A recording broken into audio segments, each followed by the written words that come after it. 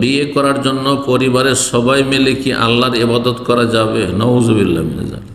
আল্লাহর ইবাদত করবেন জান্নাত পাওয়ার জন্য, আল্লাহর ইবাদত করবেন ইখলাসের সাথে, আল্লাহর সন্তুষ্টি রেজামন্দি হাসিলের জন্য, আল্লাহর ইবাদতবন্দি করে জাহান্নামের আযাব থেকে বাঁচার জন্য। ইয়াদউনা রাগাবান ওয়া রাহবা, আল্লাহর নিয়ামতে আগ্রহী হয়ে।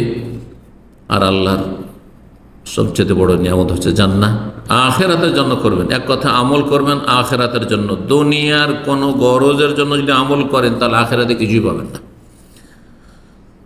বিয়ের জন্য সবাই পরিবার মিলে যদি আল্লাহর ইবাদতে লেগে যান তাহলে আপনার নিছক দুনিয়ার স্বার্থ। ওমা লাহু ফিল আখিরাতি মিন খালাক, আখিরাতে কিছুই পাবেন না।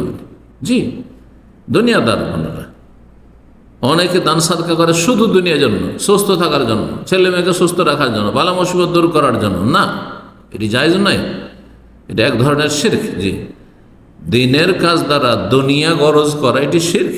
জি, বিষয়টি তাওহীদের সাথে সম্পর্কিত। আর উদ্দেশ্য হবে আল্লাহ সন্তুষ্টি, পরকালের মুক্তি, জাহান্নামের আযাব থেকে রক্ষা, জান্নাত হাসিল করা আল্লাহ সন্তুষ্টির মাধ্যমে। আল্লাহর রহমত হাসিলের উদ্দেশ্য থাকতে হবে।